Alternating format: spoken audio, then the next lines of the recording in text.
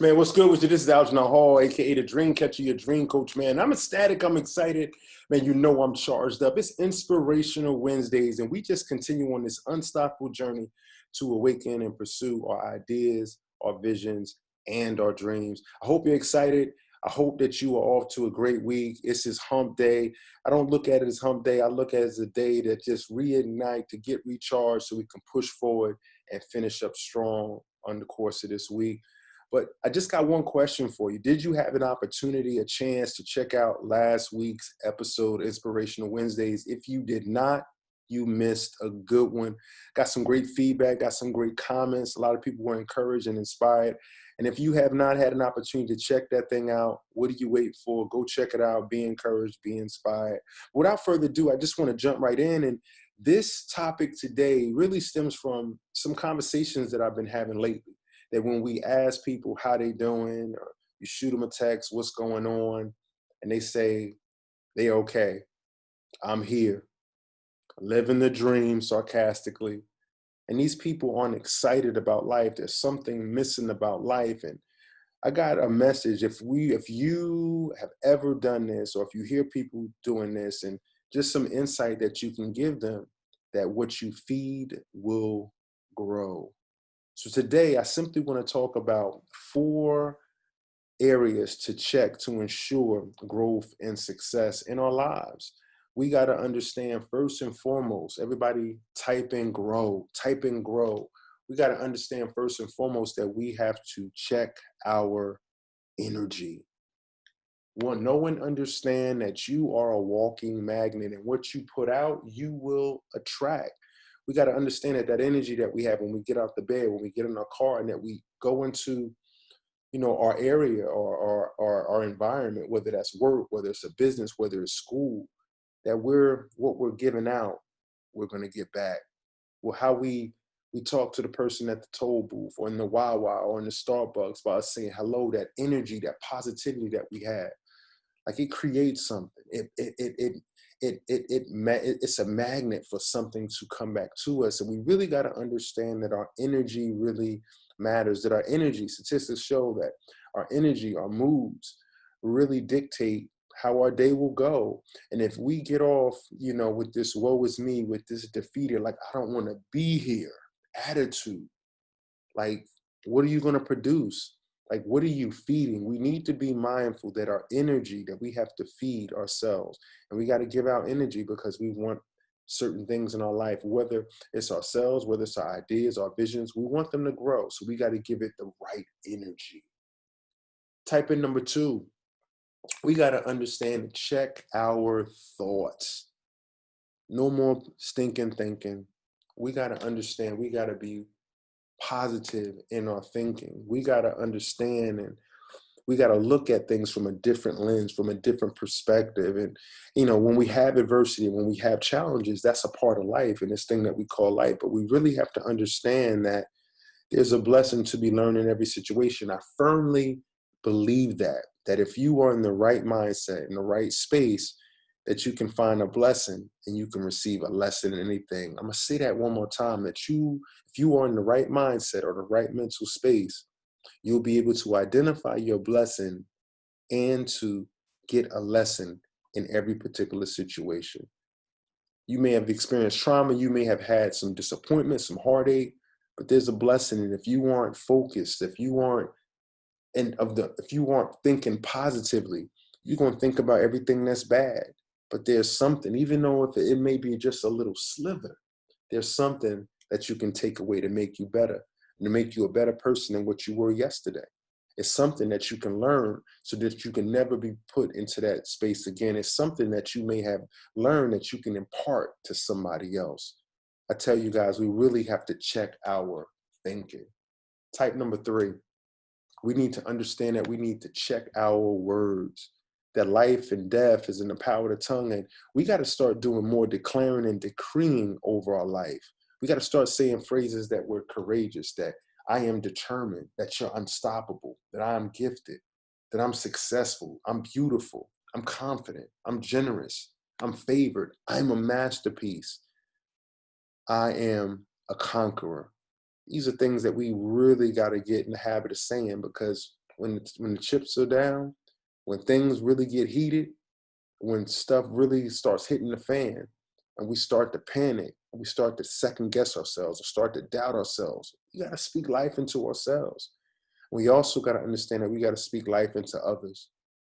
I was with my son last weekend and showing him some things, and it was another little boy was showing him, some things with basketball, how to drive and to shoot, and it was competitive, but my son said something negative because the young man missed the shot, and I'm like, yo, like, if you don't got nothing positive to say, don't say nothing at all. Like, we speaking life out here, we encouraging one another, we all out here, we both all out here trying to get better.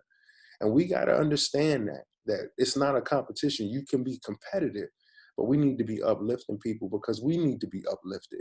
We got to understand that we have to check our words. And the last thing, it's the final thing. Type in number 4. Know your circle. Make sure that everybody in your boat is rowing and not drilling holes when you're not looking. Steve Maraboli says that. And I think that that's so profound and it's so true that we got to really understand who we got in our circle. I was doing a podcast this past Sunday, and we were talking about some essentials that you need to have when you're going through trauma or any type of adversity. And I talked about, and I used an analogy of a boxing cut man. And those that are familiar with boxing, that when you're in a fight and you get cut, as a result of, of a punch, when in the round ends, the two fighters go back into their corner and they get patched up. The reason for a cut, man, is to make sure that you don't continue to bleed, because if the blood runs in your eye, you can't continue to fight. So a lot of us, we can't continue our fight, or a lot of us need a good cut, man, so we can continue this thing that we call life, because challenges and adversity will hit.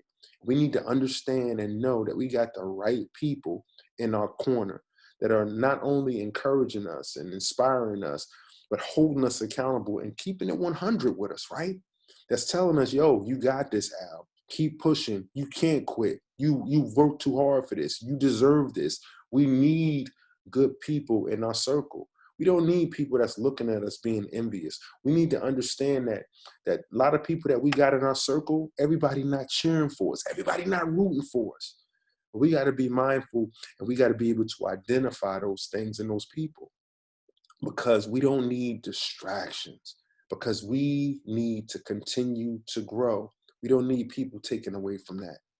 We got to be mindful. We got to understand that whatever we feed, we will grow, be it positive or negative.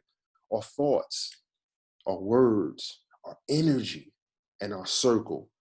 Those are 4 things that contribute to our growth. Everybody type in recap. Again, we talked about our energy. We talked about our thoughts. We talked about our words, and we talked about checking our circle. And I really want us to really focus on what we're putting into everything that we set our hands to do, in our thought process, in our energy, in our attitude, our circle, and understand that what you sow into, that you will reap a harvest. Again, good or bad. So we got to start to connect with these 4 areas so that we can be great, that we can produce a harvest, that we can grow, that we can manifest some things, that we can attract some things, and that we can fulfill and be all that we were called to be. And I hope you were encouraged. I hope you were inspired. I need a favor. I need you guys to follow me at Instagram at Algernon Hall, Algernon_Hall. Also, if you are not following me on Facebook, you can follow me at Algernon Hall. And if you have any needs for any workshops, be it on a school level, elementary school, middle school, high school, or even professional development or corporation, you can reach me at info@algernonhall.com. Call to action. I need you guys to like, to comment, and to share. Like, comment, and share. Share it because somebody needs to hear this message. They need to understand that what they feed will grow. I also need you to open up another window, open up another URL, go to YouTube and type in Dream Catchers Algernon Hall. I need you to subscribe because I would like for you to get notifications when we drop these motivational messages. And you can share these motivational messages so we can continue to do this thing that we call life together. And finally, I just want to thank you for taking this journey with me. And I'm going to say it till I'm blue in the face. It's time for us to dream, believe, and make history. I'll see you guys next week. Peace.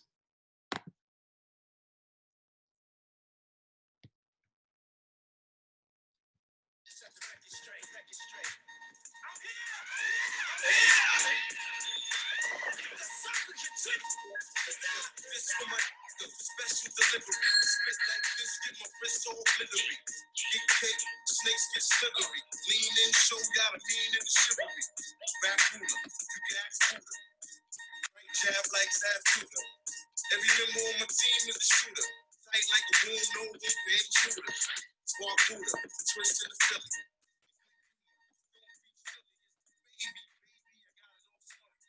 Peace.